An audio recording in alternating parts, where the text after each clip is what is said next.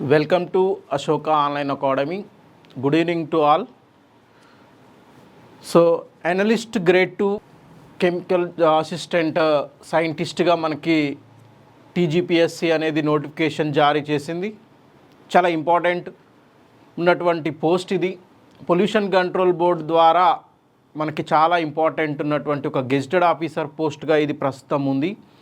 మరి chemical analyst దీన్ని మనం అసిస్టెంట్ సైంటిస్ట్గా మనకి ఇవ్వడం జరిగింది. మరి ఈ సిలబస్ ఏముంది, దీనికి సంబంధించినటువంటి కెమిస్ట్రీ పాయింట్ ఆఫ్ వ్యూలో అంటే ఒక పేపర్ మొత్తం కూడా మనకి కెమిస్ట్రీనే ఇవ్వడం జరిగింది. ముఖ్యంగా డిగ్రీ లెవెల్కి సంబంధించినటువంటి కెమిస్ట్రీ. అఫ్కోర్స్ డిగ్రీలో ఎవరైనా సరే అది బ్యాచిలర్ డిగ్రీ, మనకు క్లియర్గా నోటిఫికేషన్లో మనకి ఇచ్చారు. బ్యాచిలర్స్ డిగ్రీ అన్నాడు. బ్యాచిలర్స్ డిగ్రీ అంటే మనకి బీటెక్ డిగ్రీ అనేది కూడా బ్యాచిలర్ డిగ్రీనే, బీ ఫార్మసీ డిగ్రీ కూడా బ్యాచిలర్ డిగ్రీనే, బీఎస్సీ అగ్రికల్చర్ కూడా బ్యాచిలర్ డిగ్రీనే, మనకి even MLT bachelor of MLT, ఆ ఎంఎల్టీ కూడా మనకి బ్యాచిలర్ డిగ్రీనే వస్తుంది. అంటే 4 years కంప్లీట్ చేసి ఖచ్చితంగా ఒక కెమిస్ట్రీ అనేది సబ్జెక్టుగా చదివి ఉన్న వాళ్ళు దీనికి మనం ఎలిజిబిలిటీగా ఇవ్వడం జరిగింది. ఏ కెమిస్ట్రీ అయినా, అఫ్కోర్స్ ఆర్గానిక్ కెమిస్ట్రీ చదువుతారు కొంతమంది, ఇన్ఆర్గానిక్ ఉంటుంది, అనలైటికల్ ఉంటుంది. సో డిఫరెంట్ ఆఫ్ వేస్లో మనం చదివి ఉంటాం. డిగ్రీలో అయితే ఎంపీసీ, బైపీసీ, బయోటెక్నాలజీ ఇట్లాంటి కోర్సెస్ చేసి ఉంటారు. అది ఏదైనా పర్లేదు, కెమిస్ట్రీ అనేటువంటి సబ్జెక్ట్ దాని బ్రాంచ్ ఏదైనా పర్లేదు, కెమిస్ట్రీకి సంబంధించిన బ్రాంచ్ ఏదైనా పర్లేదు, అవి చదివి ఉంటే మనం ఖచ్చితంగా ఈ పోస్టుకు అర్హులుగానే మనం చెప్తున్నాం. మరి 150 మార్కులకి మనకి కెమిస్ట్రీ సబ్జెక్ట్ అనేది డిగ్రీ లెవెల్లో ఉంది.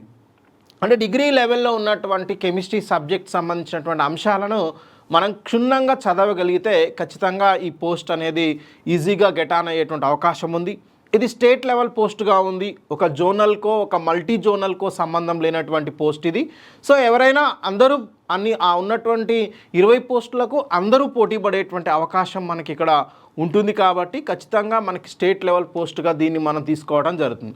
మరి కెమిస్ట్రీ పాయింట్ ఆఫ్ వ్యూలో ఏ అంశాలు చాలా చాలా ఇంపార్టెంట్గా ఉన్నాయి అంటే ప్రతి టాపిక్ కూడా ఇంపార్టెంటే, ప్రతి యూనిట్ కూడా ఇంపార్టెంటే. ఖచ్చితంగా ప్రతి యూనిట్లో నుంచి బిట్స్ అనేవి మనకు వస్తాయి. సో అఫ్కోర్స్ కొన్ని టాపిక్స్ చాలా ఈజీగా ఉంటాయి, మనం ఈజీగా స్కోర్ చేయడానికి అవకాశం ఉంటుంది. కొన్ని టాపిక్స్ కొంచెం టఫ్గా కూడా ఉంటాయి.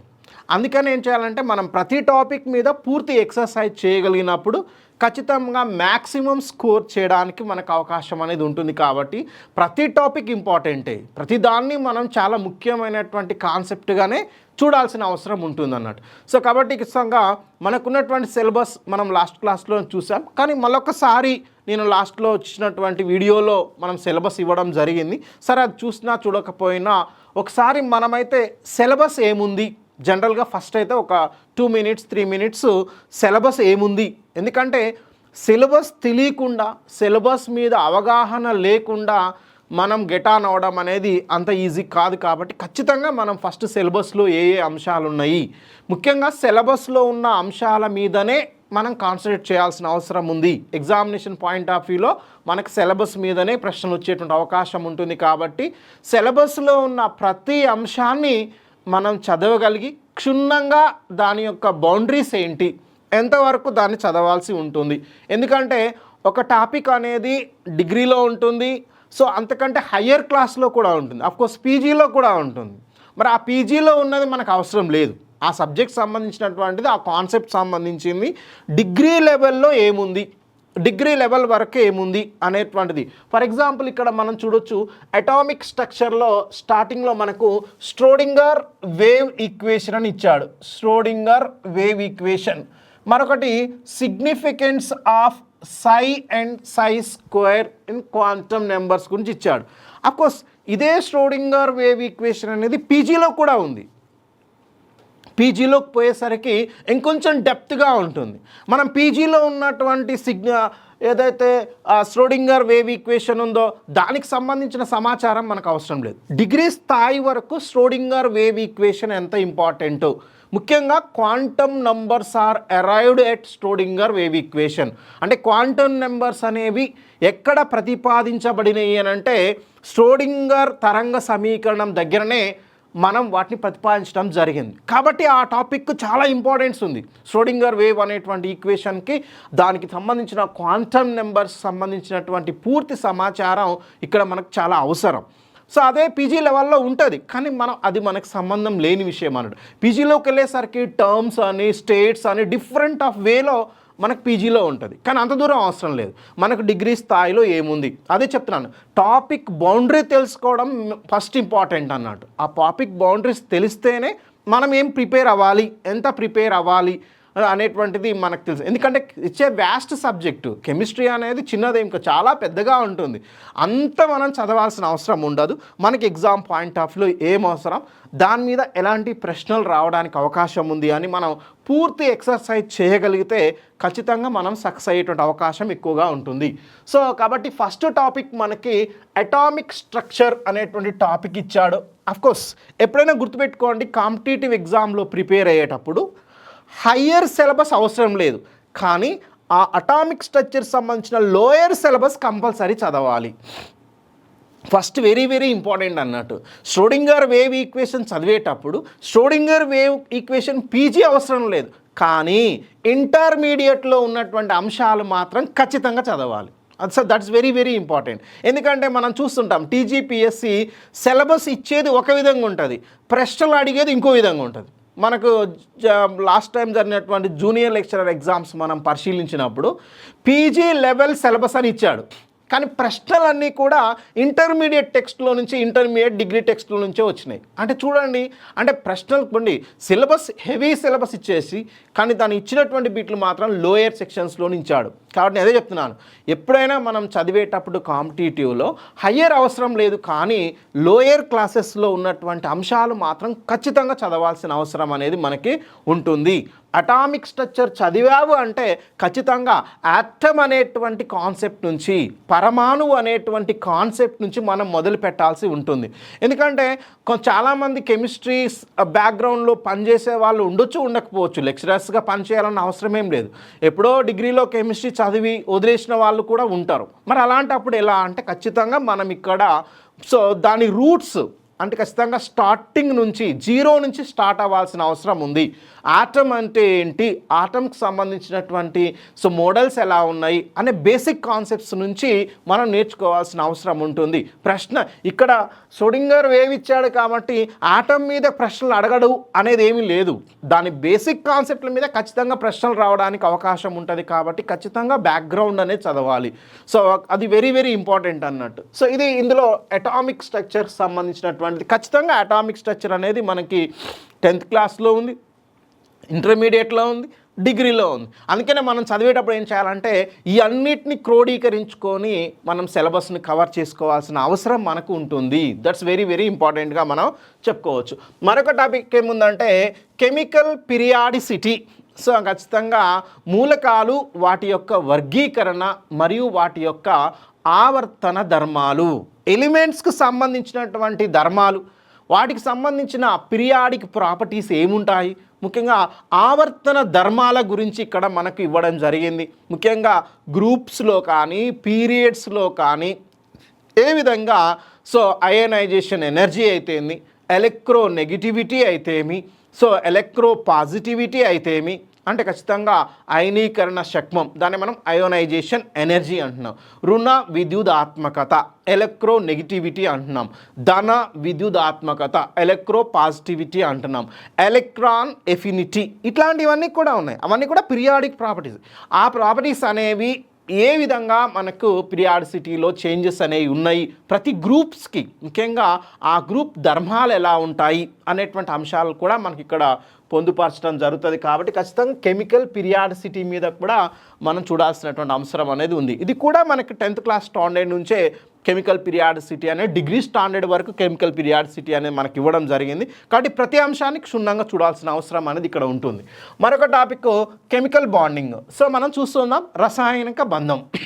మరి కెమికల్ బాండింగ్ అనేది ఖచ్చితంగా మనకు తెలుసు, రెండు ఆటమ్స్ మధ్య ఒక మాలిక్యూల్ ఫామ్ అయ్యేటప్పుడు ఎలాంటి బంధాలు ఉంటాయి. One more topic is there oxidation states and oxidation numbers. Especially స్టాయికియోమెట్రీకి సంబంధించినటువంటి టాపిక్ మనకి ఇవ్వడం జరిగింది.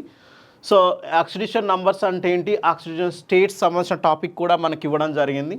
ఇంకొకటి యాసిడ్స్ అండ్ బేసెస్, ఎస్పెషల్లీ ఇక్కడ HSAB theory, hard and soft acid base థియరీని చాలా క్లియర్గా మనకి Lewis and Bronsted theories and also క్లియర్గా ఇవ్వడం జరిగింది. సో ఇక్కడ కూడా మనం చాలా ఇంపార్టెంట్ టాపిక్గా దీన్ని చూసుకోవచ్చు. మొత్తం కూడా డిగ్రీ స్టాండర్డ్లో ఉన్న కాన్సెప్ట్స్ కానీ మనం చెప్పుకోవచ్చు. ఇక్కడ కెమిస్ట్రీ ఆఫ్ ఎలిమెంట్స్, ఇక్కడ చూడండి ఫస్ట్ టాపిక్స్ అన్నీ కూడా బేసిక్ ఇనార్గానిక్ సంబంధించినటువంటి టాపిక్స్ అనేవి మనకి క్లియర్గా ఇవ్వడం జరిగింది. సో కెమిస్ట్రీ ఆఫ్ ఎలిమెంట్స్ ఇది కూడా హైడ్రోజన్ అనేది కూడా ఇంటర్మీడియట్లో ఉన్న టాపిక్. ఇది ఎస్పెషల్లీ కంప్లీట్గా హైడ్రోజన్ అండ్ ఇట్స్ కాంపౌండ్స్ అనేవి the topic coming from the intermediate. చూడండి ఇక్కడ డిగ్రీ లెవెల్ అన్నారు, హైడ్రోజన్ తీసుకొచ్చి ఇక్కడ వేస్తారు. అంటే చూడండి మనం కంపల్సరీ టాపిక్స్ చదివేటప్పుడు ఇంటర్మీడియట్ స్టాండర్డ్లో ఉన్నటువంటి టాపిక్స్ కూడా దీంట్లో చాలా వరకు మనకు ఉన్నాయి. అది మనం గమనించాల్సిన అవసరం ఉంది. సో హైడ్రోజన్ అనేది కంప్లీట్గా హైడ్రోజన్ అండ్ ఇట్స్ కాంపౌండ్స్ అనేది కంప్లీట్గా ఇంటర్మీడియట్ సంబంధించిన టాపిక్గానే ఉంది. And chemistry of S and P block ఇది కూడా కంప్లీట్గా ఇంటర్మీడియట్కి సంబంధించినటువంటి అంశాలే మనకు ఉన్నాయి. డిగ్రీ లెవెల్లో వీటికి పీ బ్లాక్ సంబంధించినటువంటి ప్రాపర్టీసు, ఎస్ బ్లాక్ సంబంధించినటువంటి ప్రాపర్టీస్ అనేవి మనకు కంపల్సరీగా హైడ్రైడ్స్ ఫామ్ చేయటం, కార్బైడ్స్ ఫామ్ చేయటం, వాటికి సంబంధించినటువంటి ఎస్ బ్లాక్లోను పీ బ్లాక్లో ఉన్నటువంటి ఎలిమెంట్స్కి సంబంధించినటువంటి ఆ గ్రూప్స్కి సంబంధించినటువంటి గ్రూప్ ప్రాపర్టీస్ అనేవి చాలా చాలా ఇంపార్టెంట్ టాపిక్స్గా ఇక్కడ ఇవ్వడం జరిగింది మనకి. Chemistry of D block elements అంటే ఇక్కడ transition and inner transition elements, పరివర్తన మూలకాలు, అంతర పరివర్తన మూలకాలకు సంబంధించిన అంశాలు కూడా దీంట్లో మనకి ఇవ్వడం జరిగింది. మరొకటి ఎక్స్ట్రాక్షన్ ఆఫ్ మెటల్స్ అంటే సంప్లీస్గా ఎక్స్ట్రాక్షన్ ఆఫ్ మెటల్ అంటే మెటలజీ, లోహ శాస్త్రము మెటలజీ ఏదైతే ఉందో అందులో మెటల్స్ని ఎక్స్ట్రాక్ట్ చేసేటువంటి విధానం అంటే లోహాల నిష్కర్షణ గురించి మనకి ఇక్కడ ఇవ్వడం జరిగింది. ఇంకోటి న్యూక్లియర్ కెమిస్ట్రీ, సో కేంద్రక భౌతిక శాస్త్రం, న్యూక్లియర్ ఫిజిక్స్ శాస్త్రం, న్యూక్లియర్ కెమిస్ట్రీ. జనరల్గా ఇప్పుడైతే ఇంటర్మీడియట్ సిలబస్లో ఇది మనకి ఎక్కడా కూడా కనిపించదు, ఫిజిక్స్ పాయింట్ ఆఫ్ వ్యూలో ఉంది. గతంలో ప్రీవియస్ సిలబస్లో మనకి న్యూక్లియర్ కెమిస్ట్రీ ఉండేది. సో అఫ్కోర్స్ దానికి సంబంధించిన టాపిక్స్ అనేవి ఇక్కడ క్లియర్గా ఇవ్వడం జరిగింది. మరొక వెరీ వెరీ ఇంపార్టెంట్ కాన్సెప్ట్ ఇది. ఇంతవరకు చెప్పుకుందంతా కూడా మనం ఇంటర్లో కానీ డిగ్రీలో కానీ ఒక టాపిక్గా మనం చదివి ఉన్నాం. కానీ ఇక్కడ ఇట్స్ ఎ స్పెషల్ కేస్. ఈ ఎగ్జామ్ పర్పస్ ఇది. మనం పొల్యూషన్ కంట్రోల్ బోర్డ్ అనేటువంటిది దాని పర్పస్ ఏంటి? పొల్యూషన్ మెజర్మెంట్ చేయటం, పొల్యూషన్ని ఎప్పటికప్పుడు కూడా దాన్ని పరిరక్షించడం అంటే పొల్యూషన్ లేకుండా చూడడం కోసం చర్యలు తీసుకోవడం. సో అలాంటి అంశాల మీదనే ఎక్కువగా ఆ బోర్డు అనేది మనకు పనిచేస్తుంది. కాబట్టి environmental pollution and control technologies ఖచ్చితంగా ఈ టాపిక్ మీదనే ఎక్కువ ప్రశ్నలు రావడానికి అవకాశం ఉంది. ఎగ్జామ్ పాయింట్ ఆఫ్ వ్యూలో ఈ ఎగ్జామ్ యొక్క ఉద్దేశం అది. పొల్యూషన్ కంట్రోల్ బోర్డులోనే ఎనలిస్ట్ అంటే అసిస్టెంట్ సైంటిస్ట్ పనిచేయాల్సి ఉంటుంది.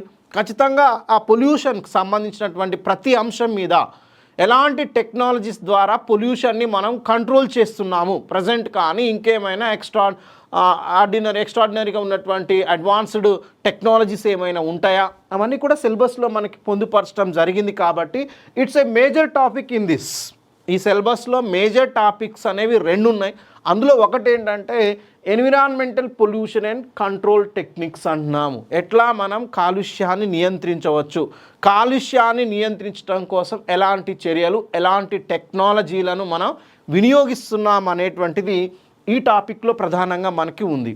ఇదే కాకుండా మనకిచ్చినటువంటి సిలబస్ని మనం పరిశీలించినట్లయితే ఇక్కడ chemistry of water second one అన్నట్టు. ఒకటేమో ఎన్విరాన్మెంటల్ పొల్యూషన్ సంబంధించినటువంటి అంశం, మరొకటి పొల్యూషన్ ట్రాన్స్ సంబంధించినటువంటి అంశం ఒక అంశం అయితే, మరొక అంశము కెమిస్ట్రీ ఆఫ్ వాటర్. ఈ కెమిస్ట్రీ ఆఫ్ వాటర్ అనేది కూడా చాలా చాలా ఇంపార్టెంట్. ఇది కూడా ఎగ్జామినేషన్ పాయింట్ ఆఫ్ వ్యూలో ఎక్కువ బిట్స్ రావడానికి అవకాశం ఉన్న అంశంగా మనం దీన్ని చూడవచ్చు. ముఖ్యంగా సో వాటర్ సంబంధించినటువంటి వాటర్ ప్యూరిఫికేషన్ మెథడ్స్ కావచ్చు, వాటర్ సాఫ్టనింగ్ మెథడ్స్ కావచ్చు. ఇక్కడ చూడవచ్చు మనకి జనరల్ ప్యూరిఫికేషన్ మెథడ్స్ ఇచ్చాడు, వాటర్ సాఫ్టనింగ్ మెథడ్స్ ఇచ్చాడు. సో దానికి సంబంధించినటువంటి క్వాలిటేటివ్ అండ్ క్వాంటిటేటివ్ అనాలిసిస్ కూడా మనకి దీంట్లో ఇవ్వడం జరిగింది. కాబట్టి ఇది ఒక ఇంపార్టెంట్ టాపిక్గా ముఖ్యంగా వాటర్ ఏ విధంగా మనం సాఫ్టనింగ్ చేయడానికి అవకాశం ఉంది అలాంటి అంశాలన్నీ కూడా దీంట్లో మనకు క్లియర్ సిలబస్ ఉంది.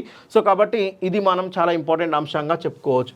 ఈ వాల్యూమెట్రిక్, గాల్వానోమెట్రిక్, గ్రావిమెట్రిక్ ఇవన్నీ కూడా కెమిస్ట్రీ ప్రాక్టికల్ పాయింట్ ఆఫ్ వ్యూలో ఇక్కడ మనం అబ్జర్వ్ చేయొచ్చు. ఇక్కడ క్వాలిటేటివ్ అనాలసిస్ అనేది ప్రాక్టికల్ సంబంధించినటువంటిది, క్వాంటిటేటివ్ అనాలిసిస్ అనేది కూడా ప్రాక్టికల్ సంబంధించింది, గ్రావిమెట్రిక్ అనాలిసిస్ అనేది కూడా ప్రాక్టికల్ సంబంధించింది. కెమిస్ట్రీ ప్రాక్టికల్స్లో మాత్రం మనం వీటి చూస్తుంటాం.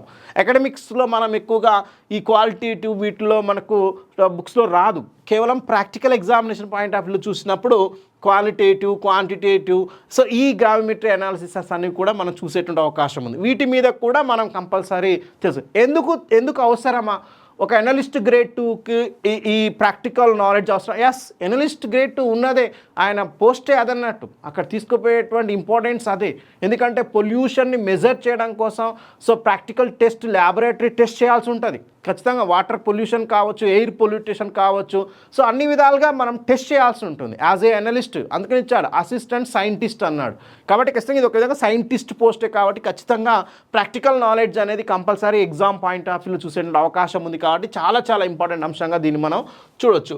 మరొకటి bonding and shapes of organic molecules. కొంత మనకి ఇక్కడ ఆర్గానిక్ కెమిస్ట్రీకి సంబంధించినటువంటి టాపిక్స్ని కూడా డిగ్రీ లెవెల్లో ఉన్నటువంటి ఆర్గానిక్ కెమిస్ట్రీని ఇంక్లూడ్ చేశాడు. ముఖ్యంగా ఆర్గానిక్లో వాటికి సంబంధించిన షేప్స్ కావచ్చు, బాండింగ్స్ కావచ్చు.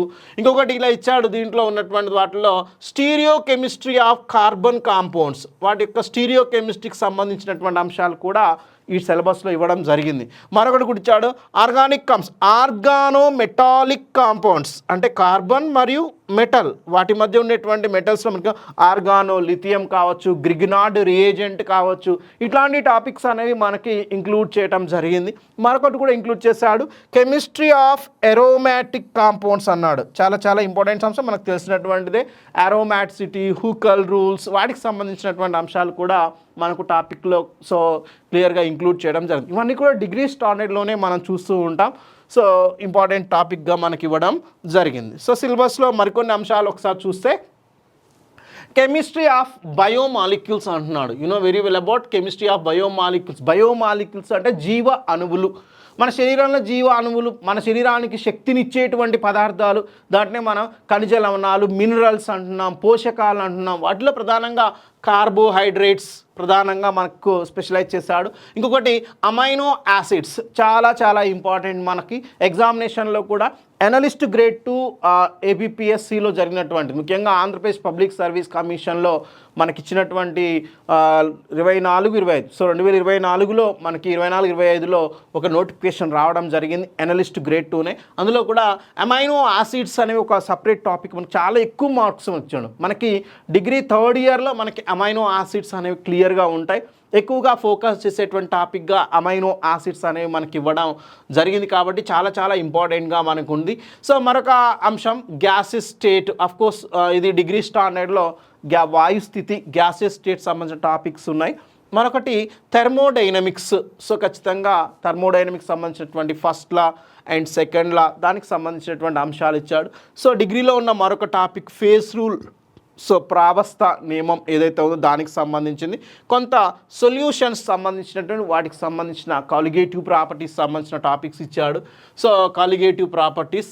మరొకటి కెమికల్ ఎలక్ట్రోకెమిస్ట్రీలో కొన్ని బేసిక్ పాయింట్స్ని సో ఎంటర్ చేయడం జరిగింది. ముఖ్యంగా ట్రాన్స్పోర్ట్ నెంబర్ అండ్ కోల్డ్రాస్ట్ లా, ఇట్లాంటి అంశాలు ఇచ్చాడు. అండ్ కెమికల్ కైనెటిక్స్లో కూడా కొన్ని బేసిక్ పాయింట్స్ ఇచ్చాడు. మరొకటి ఫోటోకెమిస్ట్రీలో కొన్ని బేసిక్ పాయింట్స్. మరొకటి కెటాలసిస్ అంటే ఉత్ప్రేరకము అనేటువంటి అంశం, కాంతి రసాయన శాస్త్రం. ఫోటోకెమిస్ట్రీ అంటే తెలుసు మీకు, కాంతి రసాయన శాస్త్రము. కెటాలసిస్ అంటే ఉత్ప్రేరకాలకు సంబంధించినటువంటిది. మరి కొలాయిడ్ ద్రావణాలకు సంబంధించినటువంటి సొల్యూషన్స్ టాపిక్స్ అనేవి ఇవ్వడం జరిగింది. ఇది ఓవరాల్గా మనకిచ్చినటువంటి సిలబస్. సో అంటే ముందు నేనేం చెప్తున్నా అంటే సిలబస్ ఏముంది, మనకిచ్చినటువంటి సిలబస్ ఏముంది అనేటువంటి అంశం తెలుసుకోవడంలోనే, సిలబస్లో ఉన్న అంశాల మీద ఒక అవగాహన ఉండడంలోనే మనం సగం సక్సెస్ అయినట్టుగా మనం చెప్పుకోవచ్చు. ఎందుకనంటే పూర్తి స్థాయి కమాండింగ్ అనేది సిలబస్ చదవడం ద్వారా, సిలబస్ స్టడీ చేయడం ద్వారానే వస్తుంది. అందుకని మీకు చెప్పేది ఏంటంటే ఫస్ట్ మీరు ప్రిపేర్ అవుతున్నప్పుడు ఒక సిలబస్ కాపీ జిరాక్స్ తీసుకోండి ఫస్ట్. ఎందుకంటే సిలబస్ కాపీని ముందు పెట్టుకోండి.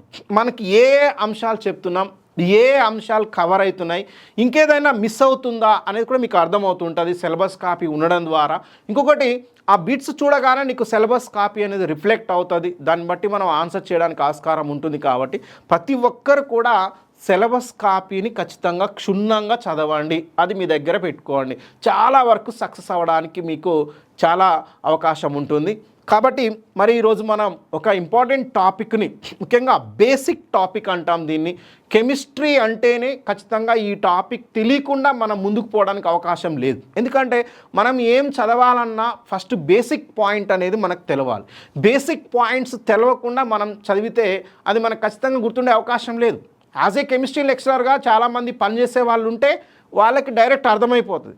కానీ ఎప్పుడో డిగ్రీలో కెమిస్ట్రీ చదివి వేరు కాంపిటేటివ్స్ ప్రిపేర్ అయినప్పుడు ఆ సబ్జెక్ట్ పక్కా పడిపోయి ఉంటుంది. కాబట్టి బేసిక్ కాన్సెప్ట్స్ అనేవి మనకు తెలిసి ఉండేటువంటి అవకాశం ఉండదు. కాబట్టి ఖచ్చితంగా మనం ఈ క్లాసెస్లో ఏంటంటే ప్రతి బేసిక్ కాన్సెప్ట్స్ని మనం తెలుసుకున్న తర్వాతనే దానికి సంబంధించిన ఈ సిలబస్ కాపీలో ఇచ్చినటువంటి ప్రతి అంశాన్ని, సిలబస్ కాపీలో మనకున్న ప్రతి అంశాన్ని కూడా మనం డిస్కస్ చేసేటువంటి అవకాశం ఉంటుంది. ఖచ్చితంగా ప్రతి టాపిక్ అయిపోయిన తర్వాత దాని మీద మల్టిపుల్ చాయిస్ క్వశ్చన్స్ మీకు క్వశ్చన్ పేపర్ ఇవ్వడం జరుగుతుంది. ఖచ్చితంగా దాని మీద మీకు ప్రాక్టీస్ అనేది కూడా ఇవ్వడం జరుగుతుంది. అలా మనం ముందుకెళ్ళేటువంటి ప్రయత్నం చేద్దాం. ముందుగా మనం ఇక్కడ ఈ టాపిక్లో మనకున్నటువంటి సిలబస్లో ఏ అంశాన్ని మనం ప్రధానంగా తీసుకుందామంటే ఫస్ట్ స్టార్టింగ్ అంశం అనేది మనకు చాలా క్లియర్గా ఉంది. అదే మనకి అటామిక్ స్ట్రక్చర్. ఈ అటామిక్ స్ట్రక్చర్ అనేది చాలా క్లియర్గా ఇవ్వడం జరిగింది. మరి ఈ అటామిక్ స్ట్రక్చర్ సంబంధించినటువంటి అంశాలను మనం ముందుగా చూసేటువంటి ప్రయత్నం చేద్దాం. ఎందుకంటే ఆటమ్, కెమిస్ట్రీ అంటేనే ఆటమ్. కెమిస్ట్రీ అనేది అసలు మనం నేర్చుకోవాలనేదే ఆటమ్ నుంచి నేర్చుకోవాల్సి ఉంటుంది. కెమిస్ట్రీలో మనం ఏదైనా చదువుతున్నామంటే ఎలిమెంట్ అంటే ఏంటి, ఆ ఎలిమెంట్ ఎలా, దాని ప్రాపర్టీస్ ఎలా ఉంటాయి, మరి మాలిక్యూల్స్ అంటే ఏంటి, దాని ప్రాపర్టీస్ ఎలా ఉంటాయి అనే మినిమం నాలెడ్జ్ ఉన్నప్పుడే అటామిక్ నంబర్, ఆటమ్ అనగానే దాంతోపాటు అటామిక్ నంబర్ అనేది వస్తుంది. అటామిక్ నంబర్ తెలిస్తేనే మనకు ఎలిమెంట్స్ గురించి మనకు పూర్తి అవగాహన ఉంటుంది. ఆ రెండు ఉంటేనే కెమిస్ట్రీ అనేది ఉంటుంది. ఎందుకంటే మనం రాసే ప్రతి కాడ హైడ్రోజన్, నైట్రోజన్ రాస్తూ ఉంటాం. ఆ ఏంటియో తెలవాలి కదా మనకు ఖచ్చితంగా. కాబట్టి పూర్తి స్థాయి బేసిక్ కాన్సెప్ట్స్ నుంచి మనం ముందుకు పోయేటువంటి ప్రయత్నం చేద్దాం. ముందుగా దీంట్లో మనకి అటామిక్ స్ట్రక్చర్స్ సంబంధించినటువంటి కీలకమైనటువంటి సమాచారం మనకి ఉంది. కాబట్టి ఖచ్చితంగా అటామిక్ స్ట్రక్చర్, పరమాణు నిర్మాణము. అటామిక్ స్ట్రక్చర్,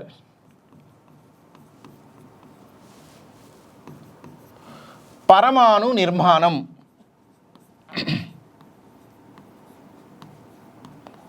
పరమాణు నిర్మాణం. ఈ అంశం మనకు ప్రధానంగా ఇవ్వడం జరిగింది. అసలు దీన్ని ఎందుకు నేర్చుకోవాలి మనం అంటే మనకి ఈ టాపిక్లో ఫస్టే ష్రోడింగర్ వేవ్ ఈక్వేషన్ అనేది ఉంది. మరి ఆ ష్రోడింగర్ వేవ్ ఈక్వేషన్ గురించి తెలుసుకోవాలంటే దీని వెనకాల, దాని తర్వాత వెంటనే క్వాంటమ్ నెంబర్స్ అనేది ఇచ్చాడు. దాని తర్వాత వెంటనే ఎలక్ట్రానిక్ కాన్ఫిగరేషన్స్ ఇచ్చాడు, ఆబో ప్రిన్సిపల్ ఇచ్చాడు, హున్స్ రూల్ ఇచ్చాడు, పౌలీస్ ఎక్స్క్లూజన్ ప్రిన్సిపల్ ఇచ్చాడు. ఇవన్నీ కూడా ఇచ్చాడు. ఇవన్నీ తెలవాలి. ఆర్బిటాల్ అంటే ఏందో తెలవాలి, ఆర్బిటాల్ షేప్స్ అంటే ఏందో తెలవాలి. మరి ఇవన్నీ రావాలంటే ఫస్ట్ నీకు అసలు పరమాణు అంటే ఏందో తెలవాలి. ఎందుకంటే ఇప్పుడు చెప్పినవన్నీ దేంట్లో ఉంటాయి, పరమాణువులో ఉంటాయి. ఆర్బిటాల్స్ ఎక్కడ ఉంటాయి, పరమాణువులోనే ఉంటాయి. ఎలక్ట్రాన్ కాన్ఫిగరేషన్ దేనికి రాస్తాం, ఎలిమెంట్ అంటే పరమాణువుకే రాస్తాము. వాటిలో ఎలక్ట్రాన్ కాన్ఫిగరేషన్ రాస్తున్నప్పుడు we can use the different laws, rules. అప్పుడే మనం ఆబో ప్రిన్సిపల్ని యూజ్ చేస్తుంటాం, హున్స్ రూల్ యూజ్ చేస్తాం, పౌలీస్ ఎక్స్క్లూజన్ని ఫాలో అవుతుంటాం. అంటే ఇవన్నీ రావాలి అంటే ఖచ్చితంగా మనకి ముందస్తుగానే ఖచ్చితంగా ఆటమ్ అంటే ఏంటి, పరమాణువు అంటే ఏంటి, దానికి సంబంధించినటువంటి మోడల్స్ ఎలా ఉన్నాయి, ఆ పరమాణువులో ఎలాంటి సబాటామిక్ పార్టికల్స్ ఉంటాయి అనే అంశం మీద మనకు పూర్తి స్థాయి అవగాహన అవసరం. అది తెలిసిన తర్వాతనే మనం ముందుకు పోవడానికి అవకాశం ఉంది. కాబట్టి ముందుగా పరమాణువు యొక్క నిర్మాణం, ద స్ట్రక్చర్ ఆఫ్ ఆటమ్, దీన్నే మనం అటామిక్ స్ట్రక్చర్గా చెప్పుకుంటున్నాం. ముందుగా చూద్దాం పరమాణువు అంటే ఏంటి. దాన్ని ఎలా మనం డిస్క్రైబ్ చేయాలి. పరమాణువు దీన్నే మనం ఆటమ్ అంటున్నాం, ఆటమ్. దీన్నే మనం పరమాణువు అంటున్నాం. అంటే ఏంటి పరమాణువు అంటే ఏంటి, దీని గురించి ఎవరు మొట్టమొదట పరిశోధన అనేది జరిగింది. The first some of the scientist try to explaining atom గురించి చెప్పడం కోసం some of the scientist are try to explanation, దాని గురించి కొంత ఎక్సర్సైజ్, కొంత సైంటిఫికల్ సంబంధించిన థియరీస్ని ఎక్స్ప్లెయిన్ చేయడం జరిగింది. అంటే యాటమ్ గురించి చెప్పడానికి చాలామంది శాస్త్రవేత్తలు అనేవి అనేవారు వారి యొక్క పరిశోధనలు అనేవి చెప్పడం జరిగింది.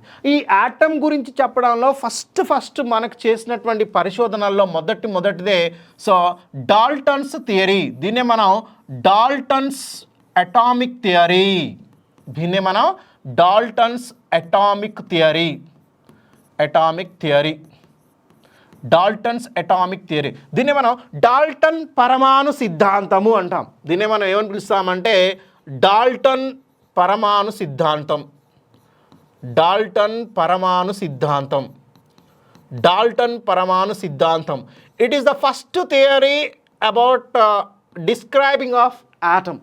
ఒక యాటమ్ను డిస్క్రైబ్ చేయడం కోసం కొంత ఎక్సర్సైజ్ చేసిన first theory Dalton's atomic theory అంటాం. ఈ డాల్టన్ అనేటువంటి సైంటిస్ట్ మనకు తొలిసారిగా యాటమ్ గురించి చెప్పడానికి ట్రై చేయటం జరిగింది. అఫ్కోర్స్ మనకు తెలిసినటువంటి వాటిల్లో యాటమ్ అనేది మనకి పరమాణువు అంటున్నాం. మరి ఏం చెప్పాడు ఈ డాల్టన్స్ అటామిక్ థియరీ? ఏం చెప్పింది? మనకు దీని గురించి ఎలా తెలుసుకునేటువంటి అవకాశం ఉంది అని అంటే ఈయన ప్రకారం ఏంటి అంటే అకార్డింగ్ టు డాల్టన్స్, అంటే డాల్టన్ ప్రకారం ఏంటంటే మ్యాటర్ అంటే దట్ మీన్స్ పదార్థము అన్నాడు. ఈయన డైరెక్ట్గా ఆటమ్ని ఇక్కడ ఇన్వాల్వ్ చేయలేదు.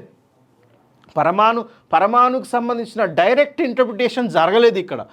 డాల్టన్ ఫస్ట్ ఏం చెప్పాడంటే మ్యాటర్ గురించి చెప్పాడు. మ్యాటర్ మీన్స్ పదార్థం. దీన్నే మనం పదార్థం అన్నాం. మనకు తెలుసు పదార్థం అంటే పదార్థం ఎన్ని స్టేట్స్లో ఉంటుంది అని అంటే మనం చూసే అన్ని పదార్థాలే. ద్రవం అంటే నీళ్ళు అనేది పదార్థమే, ఘన రూపంలో ఉండేది పదార్థమే, వాయు రూపంలో ఉండేది పదార్థమే. అంటే పదార్థము అనే దాని గురించి మనకు ఫస్ట్ తెలుసు. The matter in the states of mostly 3 states అంటాం. ఒకటి ఘన పదార్థం, దీన్నే మనం సాలిడ్ స్టేట్ అంటాం. రెండవది ద్రవ పదార్థం, దీన్నే మనం లిక్విడ్ స్టేట్ అంటాం. మూడవది వాయు పదార్థం, దీన్నే మనం గ్యాసియస్ స్టేట్ అంటాం. These are the 3 states of matter అంటే పదార్థము. పదార్థం మన భూమి మీద ఉన్నటువంటి నీళ్ళు, గాలి, ద్రవ పదార్థాలు, ఇవన్నీ కూడా పదార్థాలే.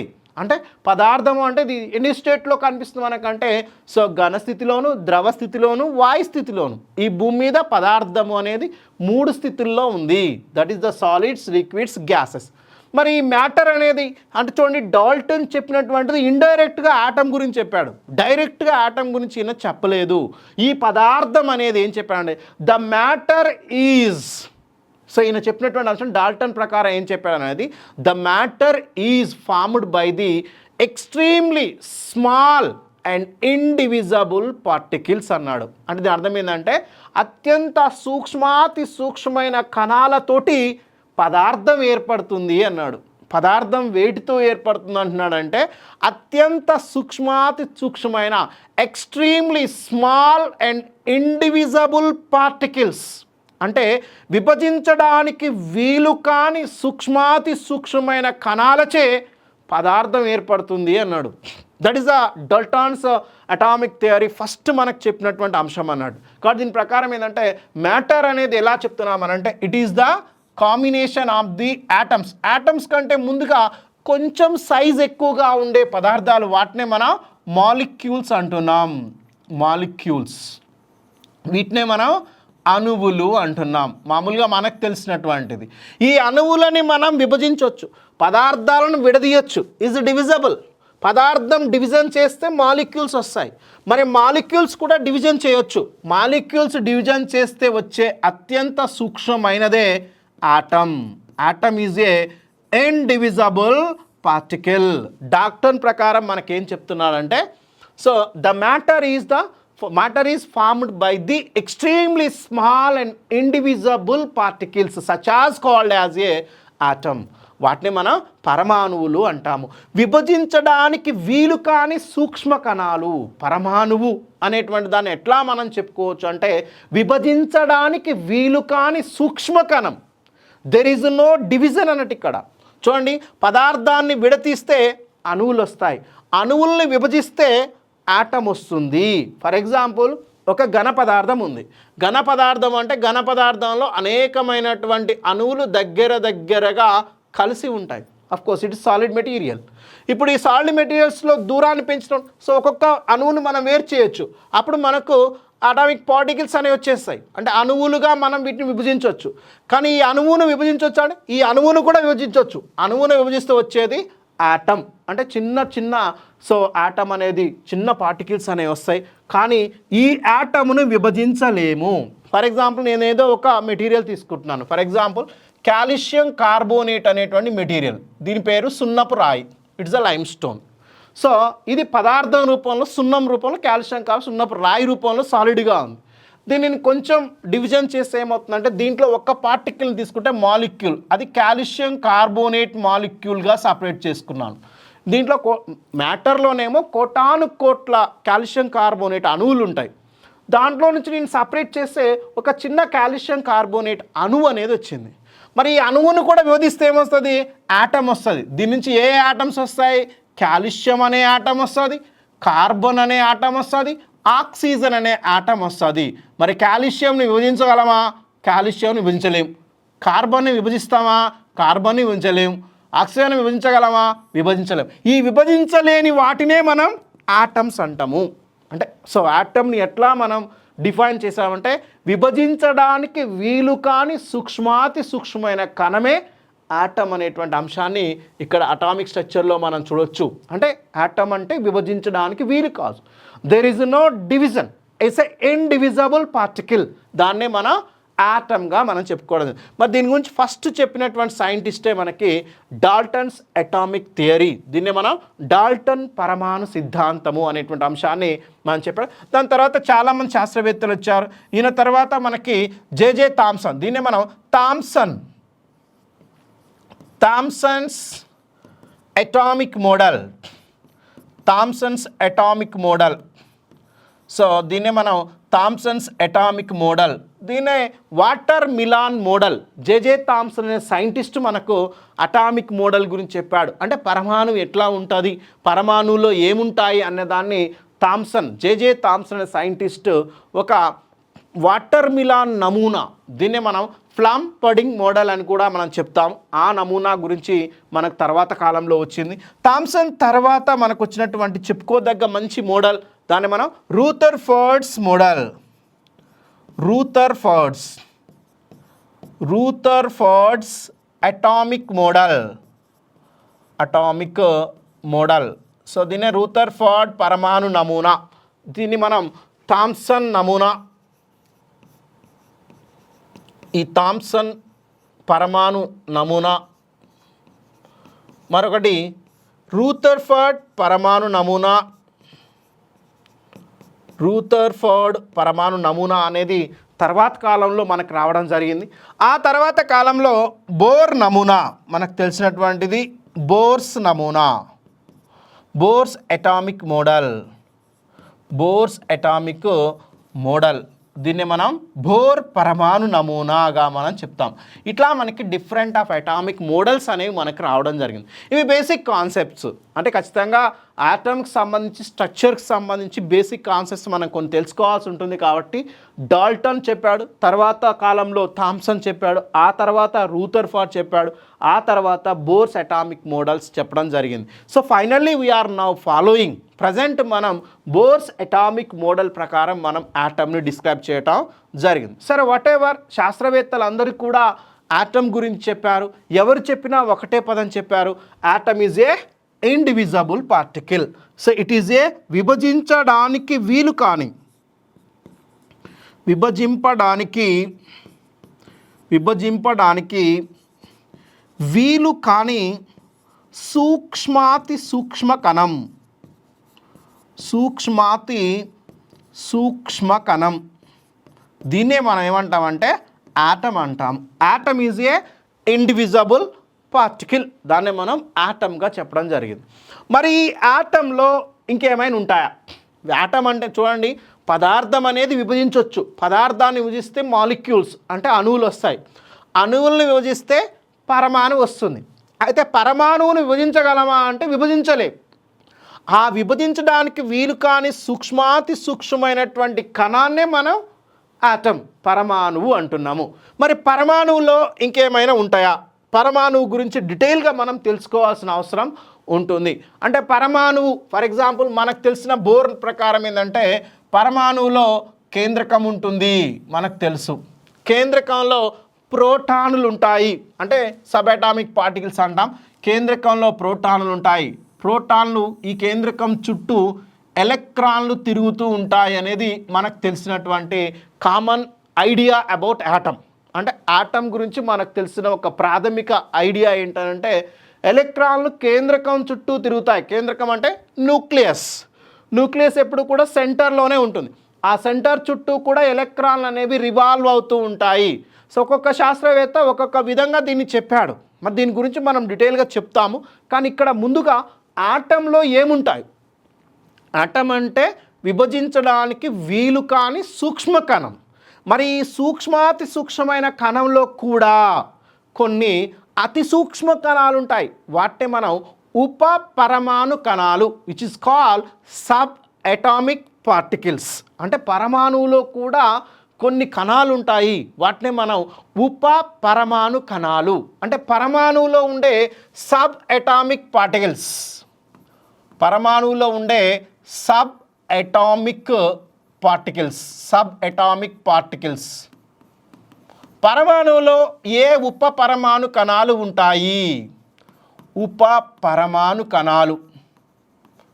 ఉప పరమాణు కణాలు చాలా చాలా ఇంపార్టెంట్. మనకు కెమిస్ట్రీ నేర్చుకోవాలంటే ఖచ్చితంగా ఈ సబ్ అటామిక్ పార్టికల్స్ గురించి తెలిసి ఉండాల్సి ఉంటుంది. తెలిస్తేనే మనం ముందుకు పోగలుగుతాం. మరి పరమాణు అంటే విభజించడానికి వీలు కాని సూక్ష్మ కణం అన్నాం. అయినప్పటికీ దీంట్లో మరికొన్ని సూక్ష్మాతి సూక్ష్మమైన కణాలు చాలా ఉంటాయి. బట్ మనం పరిశోధన పరంగా చూసినప్పుడు ఒక ఐడెంటిఫైబుల్ అంటే మనం పరమాణువులో గుర్తించగలిగేటువంటి కణాలు ఇవి. పరమాణువులో ఉండేటువంటి గుర్తించగలిగేటువంటివి. గుర్తించాలంటే రెండు ఇంపార్టెంట్. ఒకటి ద్రవ్యరాశి ఉండాలి, అంటే కొంత ద్రవ్యరాశి ఉండాలి. ఇంకొకటి దానికి ఛార్జ్ అంటే ఆవేశం ఉండాలి. ద్రవ్యరాశి అయినా ఉండాలి, ఆవేశమైనా ఉండాలి. అలాంటప్పుడు మనం వాటిని గుర్తించవచ్చు అన్నాడు. కాబట్టి పరమాణువులో శాస్త్రవేత్తలు చాలా ఎక్కువగా గుర్తించగలిగినటువంటి ఉప పరమాణు కణాలు సబ్ అటామిక్ పార్టికల్స్ ఎన్ని అంటే there are 3 sub atomic particles.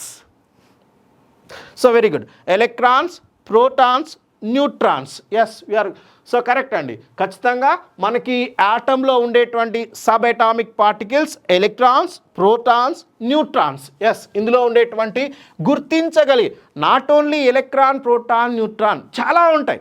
కానీ మనం గుర్తించగలిగేటువంటి సబ్ అటామిక్ పార్టికల్స్ మనం 3గా మనం చెప్పుకుంటున్నాం. అందులో ఒకటి ఎలక్ట్రాన్. చాలా చాలా ఇంపార్టెంట్ ఇవి. ఎలక్ట్రాన్. ఎలక్ట్రాన్ మరి ఎలక్ట్రాన్ని మనం ఎట్లా డినోట్ చేయాలి? దీన్ని చూపించడం ఎలా? ఎలక్ట్రాన్ని ఎట్లా డినోట్ చేయాలి అని అంటే ఈ అని రాయాల్సి ఉంటుంది. ఈ అనేటువంటిది రాసి సో ఈ కింది వైపు -1 అని రాయాలి, దీనిపైన 0 అని రాయాలి. అంటే అలా రాయడంలోనే ఎలక్ట్రాన్ గురించి మొత్తం మనకు అర్థమైపోతుంది.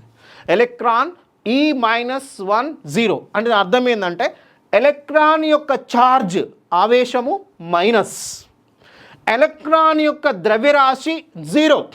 0 మీన్స్ ఇక్కడ ఇట్స్ అ నెగ్లెక్టబుల్ ద్రవ్యరాశి అన్నట్టు. అఫ్కోర్స్ ఎలక్ట్రాన్కు ద్రవ్యరాశి ఉంటుంది కానీ నెగ్లెక్టబుల్ అన్నట్టు. మనం అంత పర్ఫెక్ట్ తీసుకోవాల్సిన అవసరం లేదు, కౌంట్లెస్గా తీసుకుంటారు కానీ వీఆర్ మెజరబుల్. సో దాన్ని మనం E-1 0గా మనం రాస్తాం. ఇలా మనం ఎలక్ట్రాన్ను డినోట్ చేస్తాము. సో వీటి గురించి డీటెయిల్గా నేర్చుకుంటాం. మరొక ప్రాథమిక కణం ఏంటంటే proton. You know very well about the sub atomic particle. Other one is the proton. Proton. మరి ప్రోటాన్ని ఎట్లా డినోట్ చేయాలి? సో ప్రోటాన్ని డినోట్ చేసే విధానం ఏంటంటే పి అంటే పి అనేటువంటి సో వర్డ్తో చూపించిన ప్రోటానే, లేదా it is also denotes with isotope of hydrogen. Hydrogen యొక్క ఐసోటోప్. సో హైడ్రోజన్ యొక్క ఐసోటోప్నే మనం ప్రోటాన్ అని చూపిస్తాం. కొన్ని బుక్స్లలో మనకి ప్రోటాన్ని P+ అని కూడా చూపిస్తాం. P+ అని కూడా మనం ప్రోటాన్ని చూపించవచ్చు. దాని అర్థం ఏంటంటే ప్రోటాన్ అనేది ధనావేశాన్ని కలిగి ఉంటుంది. ప్రోటాన్ అనేది ధనావేశాన్ని కలిగి ఉంటుంది. అంటే it is the positively charged particle. అంటే పరమాణువులో ఉండేటువంటి sub atomic particles 3 not only 3 but మనం ఐడెంటిఫై చేయగలిగేటువంటి వాటిల్లో మూడింటి గురించి మనం నేర్చుకుంటాం. అందులో ముఖ్యంగా ఎలక్ట్రాన్ ఇక రుణావేశాన్ని కలిగి ఉంది, is a negatively charged particle. And proton it is positively charged పార్టికల్గా ఉంది. మరొక సబ్ పార్టికల్ కూడా ఉంది, దాని పేరే న్యూట్రాన్. దాని పేరే మనం న్యూట్రాన్ అంటాము, neutron. So neutron is denotes with, neutron is small అండ్తో ఇక్కడ 0 and 1గా చూపిస్తాం. దీని అర్థం ఏంటి అని అంటే ఈ 0 కింది వైపు రాస్తే 0 ఉంది అంటే ఖచ్చితంగా it is not have any charge, దీనికి ఎలాంటి ఛార్జ్ లేదు. ఇట్స్ ఏ న్యూట్రల్ పార్టికల్ అంటే తటస్థమైనది, దీనికి ఎలాంటి చార్జెస్ అనేవి ఉండవు. మనం ఇక్కడ చూడొచ్చు ఎలక్ట్రాన్కి రుణావేశం ఉంది, నెగిటివ్లీ చార్జ్డ్ పార్టికల్. ప్రోటాన్ అనేది ధనావేశాన్ని కలిగి ఉంది, పాజిటివ్లీ చార్జ్డ్ పార్టికల్. కానీ న్యూట్రాన్కి మాత్రం ఎలాంటి ఆవేశం ఉండదు, ఇట్స్ ఏ న్యూట్రల్ పార్టికల్. అంటే ఖచ్చితంగా ఎలక్ట్రాన్ అనేది నెగిటివ్గా ఉంది, ప్రోటాన్ అనేది పాజిటివ్గా ఉంది, కానీ న్యూట్రాన్ మాత్రం తటస్థ ఆవేశాన్ని కలిగి ఉంది. తటస్థ ఆవేశం, తటస్థ ఆవేశం means it's a neutrally charged, it's a neutrally charged. That means ఎలాంటి ఆవేశము లేదు అని చెప్పడమే మనకి ఈ సబ్ అటామిక్ పార్టికల్స్గా మనం చెప్పుకోవచ్చు. ఆటం అంటే విభజించడానికి వీలు కాని సూక్ష్మ కణం ఆటం. ఈ ఆటంలో కూడా కొన్ని ముఖ్యమైనటువంటి సబ్ అటామిక్ పార్టికల్స్ ఉప పరమాణు కణాలు ఉన్నాయి, అది ఎలక్ట్రాన్, ప్రోటాన్, న్యూట్రాన్. వీటి గురించి కూడా మనం డీటెయిల్గా తెలుసుకోవాలి. అంటే ఎలక్ట్రాన్కు కొన్ని ఇంపార్టెంట్ వాల్యూస్ కూడా మనం నేర్చుకోవాల్సిన అవసరం ఉంటుంది, ఎందుకంటే మనకు ప్రతి టాపిక్లో ఎలక్ట్రాన్ ఆవేశం గురించి వస్తుంటుంది. సో కొన్ని అంశాలలో ప్రాబ్లమాటిక్ వచ్చినప్పుడు కూడా మనం చేయాల్సిన అవసరం ఉంటుంది, కాబట్టి కంపల్సరీ వీటి గురించి మనం నేర్చుకోవాల్సి ఉంటుంది. ఒకటి ఎలక్ట్రాన్, ఫస్ట్ది మనం చెప్పుకున్నాం, దాని పేరే ఎలక్ట్రాన్. ఎలక్ట్రాన్ని మనం E-10గా మనం చెప్పుకోవడం జరుగుతుంది. That is called electron. మరి ఎలక్ట్రాన్ గురించి డీటెయిల్గా నేర్చుకుంటే, ఎలక్ట్రాన్ను కనుగొన్నది ఎవరు? Who discovered electron? ఎలక్ట్రాన్ను కనుగొన్నటువంటి శాస్త్రవేత్త, ఎలక్ట్రాన్ని మనం డిస్కవర్ చేసింది JJ Thomson. JJ Thomson is the first person, JJ Thomson. JJ Thomson. So ఈ జేజే థామ్సన్ అంటే ఆయన మనకి ఎలక్ట్రాన్ డిస్కవర్ చేశాడు. ఎలక్ట్రాన్ కనుగొన్న శాస్త్రవేత్త జేజే థామ్సన్. ఎలక్ట్రాన్ యొక్క charge it's a negatively charged particle. Electron యొక్క నెగిటివ్ ఛార్జ్ వాల్యూ, ఎలక్ట్రాన్ యొక్క నెగిటివ్ ఛార్జ్ వాల్యూ ఎంత అంటే -1.6 × 10⁻⁻19 కూలుమ్స్. సి అంటే అర్థం ఇక్కడ కూలుమ్స్, సి అంటే మనకి కూలుమ్స్గా మనం చెప్తాం. It is the charge of electron.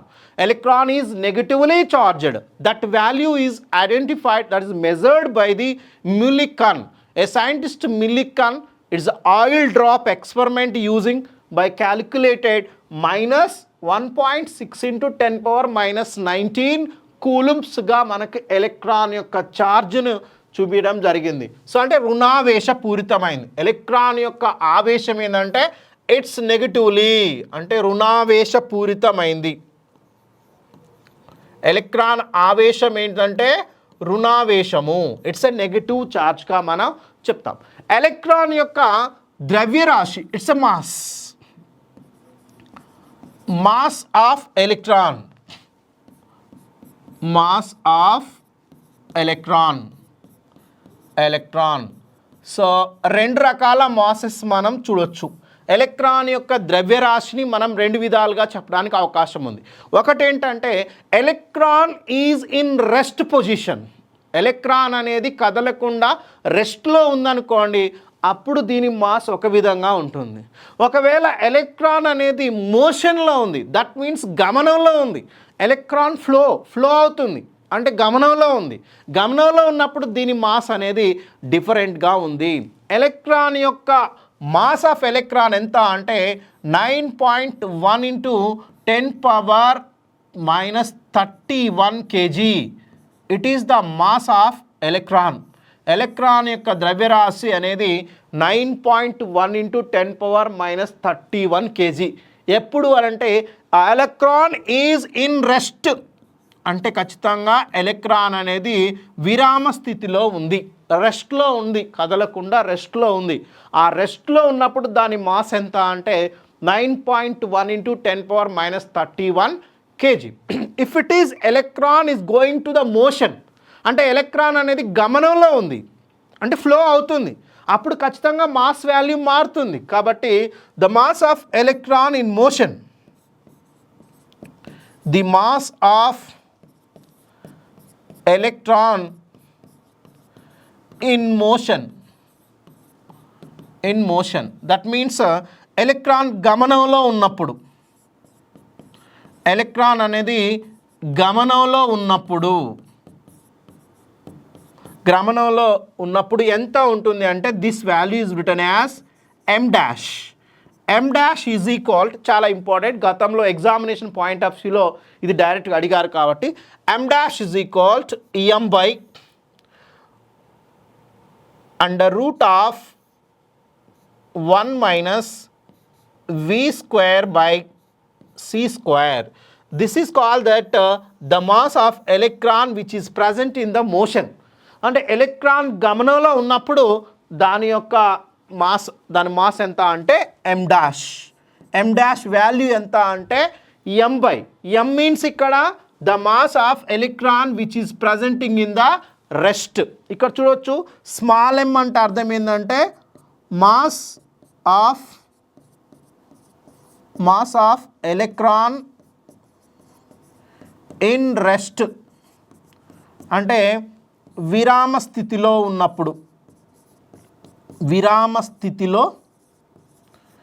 Electron ద్రవ్యరాశి, దాన్నే మనం m అంటున్నాం, స్మాల్ m. అక్కడ v అంటే ఏంటి?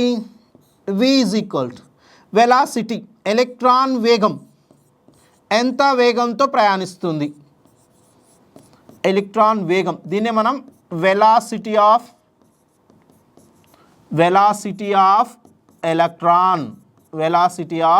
ఎలక్ట్రాన్. మరి వాట్ అబౌట్ c అంటే వెలాసిటీ ఆఫ్ లైట్. ఇక్కడ c అంటే అర్థం c ఈజ్ ఈక్వల్ కాంతి వేగం. సో దీన్ని మనం velocity of light.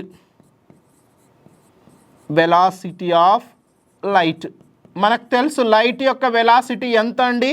The c value 3 × 10⁸ meter/second.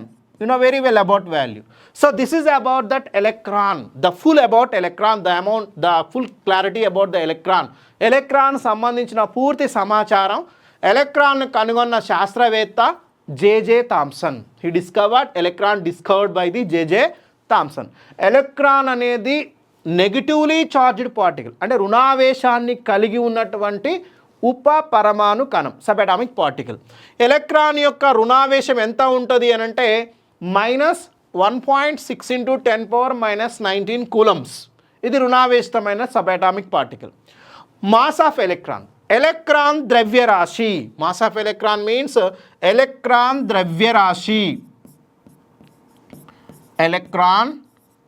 ద్రవ్యరాశి. వాస్తవానికి ఎలక్ట్రాన్ ద్రవ్యరాశి అనేది నెగ్లెక్టబుల్, మనం కన్సిడర్ చేయాల్సినంత ఉండదు, చాలా తక్కువగా ఉంటుంది. కాబట్టి సో ఎలక్ట్రాన్ ద్రవ్యరాశి నెగ్లెక్టబుల్గా చెప్తాం. కానీ మనం కన్సిడరబుల్ ఇన్ రెస్ట్ పొజిషన్లో ఉన్నప్పుడు, ఎలక్ట్రాన్ ఒకవేళ రెస్ట్ పొజిషన్లో ఉన్నప్పుడు మాత్రం 9.1 × 10⁻31 kgగా తీసుకుంటాం. ఒకవేళ ఎలక్ట్రాన్ గమనంలో ఉంది, ద ఎలక్ట్రాన్ ఈజ్ ఇన్ మోషన్లో ఉంది, అలాంటప్పుడు గమనంలో ఉన్నప్పుడు ఎలక్ట్రాన్ యొక్క ద్రవ్యరాశి m dash is equal to the m by √1 - v² by c². ఇక్కడ v అంటే c అంటే m అంటే మనకు తెలవాలి. సో m అంటేనేమో మాస్ ఆఫ్ ఎలక్ట్రాన్, అంటే విరామ స్థితిలో ఉన్నప్పుడు దాని యొక్క మాస్. v అంటేనేమో ఎలక్ట్రాన్ యొక్క వేగం, ఎంత వెలాసిటీతో ప్రయాణిస్తుంది. c అంటేనేమో కాంతి వేగము, 3 × 10⁸ meter/second. ఎక్కడ కాంతి వేగం c ఎక్కడ తీసుకుంటాం? శూన్యంలో కాంతి వేగం.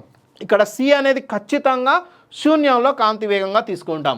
This is about electron. Compulsory తెలిసి ఉండాల్సిన అంశాలు ఇవి. మరొక ప్రాథమిక కణం ఏంటంటే ప్రోటాన్. మరొక ప్రాథమిక కణం మనకి ప్రోటాన్.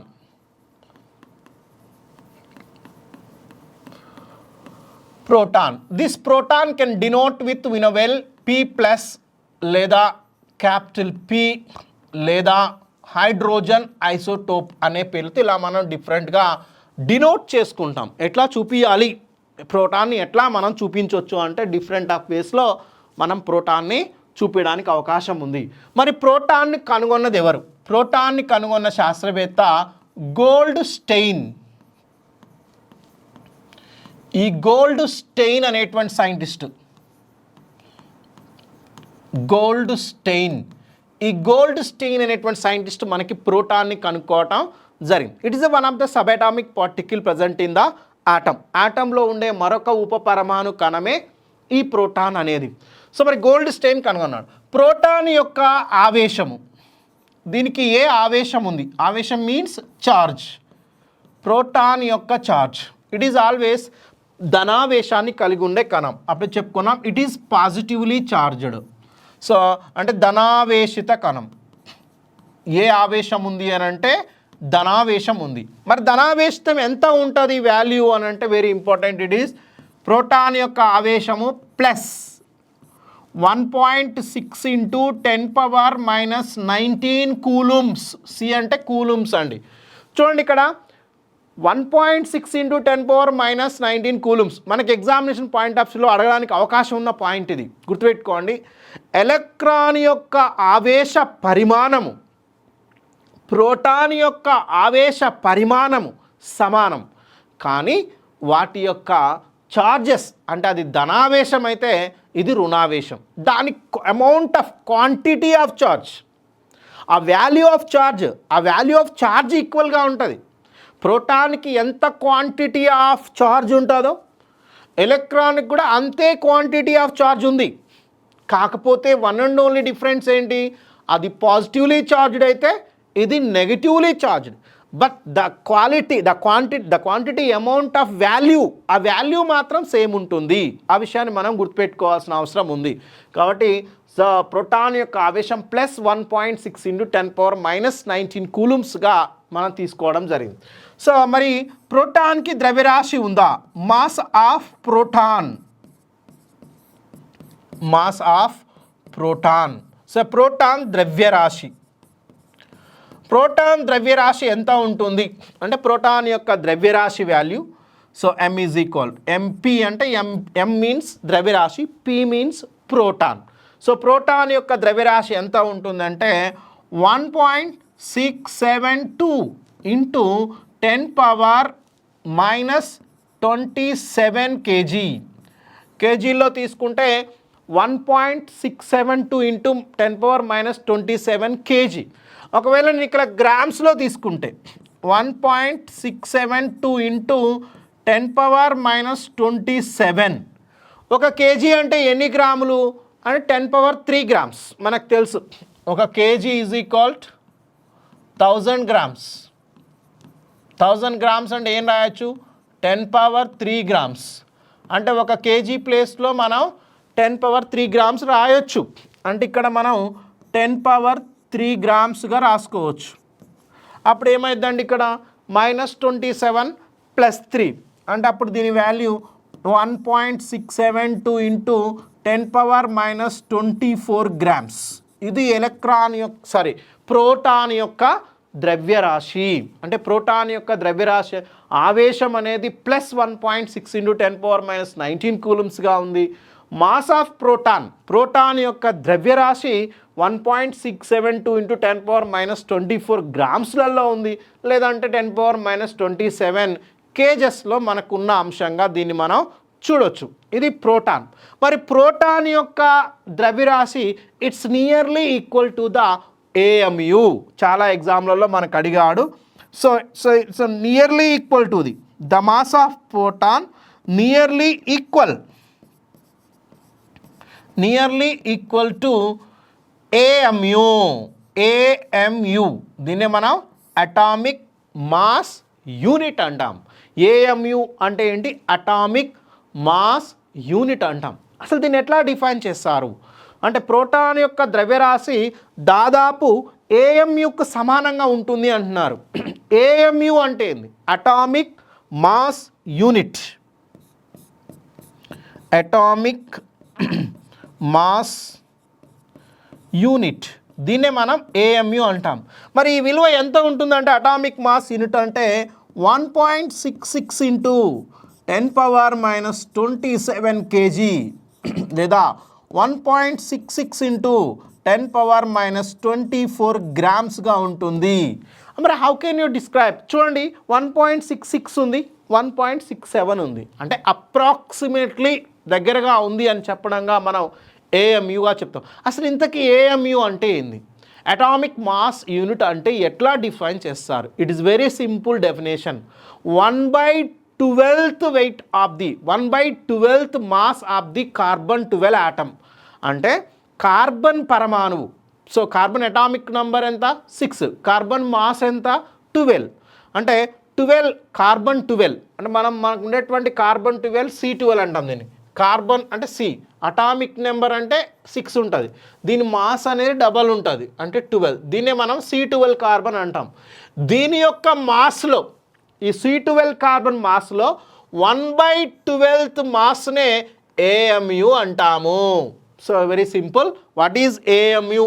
ఏఎంయుని ఎట్లా డిఫైన్ చేస్తారంటే 1/12th మాస్ ఆఫ్ కార్బన్ 12 అంటే కార్బన్ 12 ఆటంకు ఉండే మాస్లో 1/12 అంటే 1/12th పార్ట్నే మనం ఏమంటామంటే ఏఎంయు అంటాం. ఏఎంయు ఎట్లా డిఫైన్ చేశారు? ఏఎంయు మీన్స్ అంటే 1/12th of mass of C12 atom. అంటే ఖచ్చితంగా 1/12th mass of the C12 atom అంటే కార్బన్ పరమాణువులో దానికి ఉండేటువంటి ద్రవ్యరాశిలో 1/12th పార్ట్ని మనం ఏమంటామనంటే ఏఎంయుగా డిస్క్రైబ్ చేస్తాం. దాన్ని మనం అటామిక్ మాస్ యూనిట్ అంటున్నాం. మరి ప్రోటాన్కి ఏఎంయుల్లో ఎలా చెప్పొచ్చు? ప్రోటాన్ వాల్యూని ఏఎంయుల్లో చెప్తే ప్రోటాన్ యొక్క ద్రవ్యరాశి ఇన్ ఏఎంయుల్లో the mass of proton in ఏఎంయులో చెప్తే 1.007 ఏఎంయులు, 1.007 ఏఎంయులుగా మనకి ప్రోటాన్ ఉంది. ఇది ప్రోటాన్ సంబంధించిన పూర్తి సమాచారం. మళ్ళొకసారి వినొచ్చు. ప్రోటాన్ను కనుగొన్నది హూ డిస్కవర్డ్ అంటే గోల్డ్ స్టెయిన్ అనేటువంటి సైంటిస్ట్ మనకు కనుగొన్నాడు. ప్రోటాన్ యొక్క ఆవేశం ధనావేశం ఉంది. ఈ విలువ +1.6 ఇంటూ 10⁻⁻19 కూలుమ్స్గా ఉంది. మాస్ ఆఫ్ ది ప్రోటాన్ ద్రవ్యరాశి ఎంత అంటే 1.672 ఇంటూ 10⁻⁻27 kgsగా మనకి ఇవ్వడం జరిగింది. అలాగే nearly equal to the AMU atomic mass unit, దీన్ని మనం ఏఎంయు అంటాం. ఎట్లా చెప్తామంటే కార్బన్ 12 పరమాణు యొక్క ద్రవ్యరాశిలో 12వ వంతు అంటే 1/12th పార్ట్ ఆఫ్ దట్, దాన్ని మనం ఏఎంయుగా చెప్తాం. ఈ విలువ 1.66 ఇంటూ 10⁻⁻27 kgగా ఉంటుంది. ఈ వాల్యూ ఎంత ఉంటుందంటే ఒక ప్రోటాన్కు తీసుకుంటే 1.007 యూనిట్స్గా మనం తీసుకోవటం జరిగింది. This is about the second sub-atomic particle. మరి థర్డ్ సబ్-అటామిక్ పార్టికల్ ఏంటో చూద్దాం. అదే మనకి న్యూట్రాన్.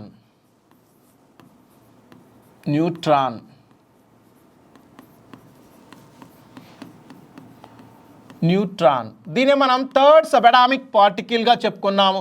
దీన్ని ఎలా డినోట్ చేస్తామంటే ఈ విధంగా డినోట్ చేస్తాం. న్యూట్రాన్ను కనుగొన్న శాస్త్రవేత్త సో జేమ్స్ చాడ్విక్. న్యూట్రాన్ని జేమ్స్ చాడ్విక్, దీన్ని మనం జేమ్స్ చాడ్విక్ అంటాం. ఈ జేమ్స్ చాడ్విక్ అనేటువంటి శాస్త్రవేత్త 1932లో న్యూట్రాన్ యొక్క డిస్కవరీ దాదాపు 1932లో కనుక్కోవడం జరిగింది. So it is the neutron. James Chadwick అనే సైంటిస్ట్ మనకు కనుక్కోవడం జరిగింది. మరి ఈ యొక్క న్యూట్రాన్కు ఉండేటువంటి ఆవేశం ఎలాంటి ఆవేశం లేదు. Neutron is a neutral, it's a neutrally charged. ఇది ఒక తటస్థ కణం. తటస్థ ఆవేశాన్ని కలిగి ఉంది. తటస్థ ఆవేశం that means neutrally charged, neutral charge. And తటస్థ ఆవేశం అంటే ఆవేశం లేదు. తటస్థ ఆవేశం అంటే అర్థం ఇది ప్లస్ ఉండదు, మైనస్ ఉండదు, ఇది న్యూట్రల్గా ఉంటుంది అన్నట్టు. దీని యొక్క ద్రవ్యరాశి, న్యూట్రాన్ యొక్క ద్రవ్యరాశి, దీన్ని మనం mass of neutron, mass of neutron. మరి న్యూట్రాన్కి ఎంత ద్రవ్యరాశి ఉంది? మాస్ ఆఫ్ న్యూట్రాన్ దాన్ని మనం MNగా రాసుకుంటే సరిపోతుంది. న్యూట్రాన్ ఎంత రాసుకోవచ్చు అంటే 1.675 ఇంటూ 10⁻⁻27 kg లేదా 1.675 ఇంటూ 10⁻⁻24 గ్రామ్. ఇది మనకి the mass of the neutron. ఇవి there are 3 subatomic particles are presenting in the atom. ఒక పరమాణువులో 3 ప్రాథమిక ఉపపరమాణు కణాలు ఉన్నాయి. అది ఒకటి ఎలక్ట్రాన్, మరొకటి ప్రోటాన్, మరొకటి న్యూట్రాన్. ఈ 3 కాదు, ఈ 3 కాకుండా ఇంకా చాలా ఉంటాయి. అందులో కొన్ని చూస్తే పాజిట్రాన్ అనేది ఉంటుంది. పాజిట్రాన్, ఈ పాజిట్రాన్ అనేది ఎలా చూపిస్తామనంటే E+1 0. చూడండి, ఎలక్ట్రాన్ అయితే E-1 0, కానీ పాజిట్రాన్ మాత్రం E+1 0. అసలు చాలా క్లియర్గా మనకు అర్థమవుతుంది. అంటే ఎలక్ట్రాన్ యొక్క ధనావేశిత రూపమే పాజిట్రాన్. దీన్ని అండర్సన్ అనేటువంటి సైంటిస్ట్ కనుక్కోవడం జరిగింది.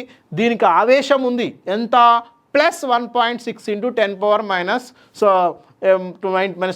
ఏదైతే ఆవేశం 1.6-19 కూలుమ్స్ ఉందో ఎలక్ట్రాన్కు ఉన్నదే, కాకపోతే ఇది ధనావేశం ఉంటుంది. సో గుర్తుపెట్టుకోండి. సో ఇది పాజిట్రాన్. ఇదే కాకుండా న్యూట్రినో అనేటువంటిది కూడా ఉంటుంది. దీన్ని మనం E00గా చూపిస్తాం. అంటే ఎలాంటి ఆవేశం లేనటువంటి ఒక ఎనర్జీ పార్టికలే న్యూట్రినో. ఇదే కాకుండా మీసాన్ అనేటువంటి కణాలు కూడా ఉంటాయి. వీటిని పై మీసాన్లు అంటారు. ఇలా డిఫరెంట్ ఆఫ్ పార్టికల్స్ అనేవి ఆటంలో ఉన్నాయి. అంటే ఆటమ్ అనేది ఒకటి, ఆటంలో కూడా సబ్ అటామిక్ పార్టికల్స్ ఉప పరమాణు కణాలు ఉన్నాయి. Electron, proton, neutron, positron, neutrino, meson, pi meson and anti neutrino, anti proton, ఇట్లా చాలా కణాలు అనేవి ఉండడం జరిగింది. ఇది ఆటమ్ అంటే. మరి ఇప్పుడు ఎట్లా ఉన్నాయి? మనం చెప్పుకున్నాం, ఎలక్ట్రాన్ ఉంది, ప్రోటాన్ ఉంది, న్యూట్రాన్ ఉంది. కానీ ఆటంలో అవి ఎక్కడున్నవి? దట్స్ వెరీ ఇంపార్టెంట్ అన్నట్టు. మనకు పరమాణులో ఎలక్ట్రాన్ ఉంది, ప్రోటాన్ ఉంది, న్యూట్రాన్ ఉంది. కానీ అవి ఎలా, ఎక్కడ ఉన్నవి? హౌ అరేంజింగ్ అంటే ఖచ్చితంగా ఆటంలో ఏ విధంగా అమర్చబడి ఉన్నాయి అంటే, ఒక పరమాణువులో ఉప పరమాణు కణాలు ఏ విధంగా అమర్చబడి ఉన్నాయో చెప్పడమే అటామిక్ మోడల్. దట్ ఈస్ పరమాణు నమూనా అంటాము. The arrangement of sub atomic particles in the atom. ఒక పరమాణువులో ఉప పరమాణు కణాల అమరికనే పరమాణు నమూనా అంటాం. We call as a atomic మోడల్గా మనం చెప్తాం. ఇంతకుముందు చెప్పుకున్నాం మనం జేజే థామ్సన్ అటామిక్ మోడల్ అంటే అర్థమైంది. జేజే థామ్సన్ అనే సైంటిస్టు ఎలక్ట్రాన్ని, ప్రోటాన్ని, న్యూట్రాన్ని ఎలా అమరి ఉన్నాయి పరమాణువులో అని చెప్పాడు. ఆయన చెప్పిన మోడల్ని మనం థామ్సన్ అటామిక్ మోడల్ అంటాం. ఆయన తర్వాత మనకి రూథర్ఫోర్డ్ అటామిక్ మోడల్ అంటాం. అంటే రూథర్ఫోర్డ్ అనే సైంటిస్ట్ కూడా తాను ఒక మోడల్ని ఎక్స్ప్లెయిన్ చేశాడు. దాని తర్వాత బోర్ అటామిక్ మోడల్ అంటే బోర్ కూడా ఎలక్ట్రాన్, ప్రోటాన్, న్యూట్రాన్ ఎలా అరేంజ్ అయి ఉంటాయి అనే అంశాన్ని మనకు చెప్పడం. అంటే there are 3 important atomic models. అంటే ఆటంలో ఉండేటువంటి ఎలక్ట్రాన్, ప్రోటాన్, న్యూట్రాన్ అనేది ఏ విధంగా అమరి ఉన్నాయి అని చెప్పడమే అటామిక్ మోడల్స్గా మనం చెప్పుకోవచ్చు. ఇప్పుడు మనం కొన్ని ఇంపార్టెంట్ అటామిక్ మోడల్స్ అంటే మినిమం తెలిసి ఉండాలి. మనం వీటిలో డెప్త్కేం పోమన్నట్టు. ముందుగా మీకు మినిమం ఆటమ్ అంటే ఏంటి, అటామిక్ మోడల్ ఏముంటుంది, ఈ విధంగా ఆ ఎనర్జీ లెవెల్స్ ఎట్లా చేంజ్ అవుతాయి, ఇవి తర్వాత మెకానికల్ ఎస్పెషల్లీ మనకి ఆ క్వాంటమ్ మెకానిక్స్లోకి వెళ్ళేటప్పుడు ఆ వేవ్ ఎనర్జీకి సంబంధించినటువంటివి క్వాంటమ్ మెకానిక్స్ అర్థం అవ్వాలి అంటే ఫస్ట్ యాటమ్ గురించి పూర్తిగా తెలిసి ఉండాలి. అప్పుడే మనం ష్రోడింగర్ వేవ్ ఈక్వేషన్ అంటే ఎనర్జీ ఫార్మ్స్ అనేవి పార్టికల్ ఫామ్ ఉంటుంది, వేవ్ ఫామ్ ఉంటుంది. అవి అర్థం కావాలంటే ఫస్ట్ యాటమ్ గురించి మనకు పూర్తిగా తెలిస్తేనే మనకు అర్థమయ్యే అవకాశం ఉంటుంది. కాబట్టి సింపుల్గా మనం అటామిక్ మోడల్స్ని పెద్దగా అవసరం లేదు, బ్రీఫ్గా మనం అటామిక్ మోడల్స్ గురించి తెలుసుకోవాల్సిన అవసరం అనేది ఉంటుంది. ఇప్పుడైతే మనం ప్రాథమికమైనటువంటి కణాల గురించి మనం నేర్చుకున్నాం. అంటే ఎలక్ట్రాన్, ప్రోటాన్, న్యూట్రాన్ అనే వాటి గురించి నేర్చుకున్నాం.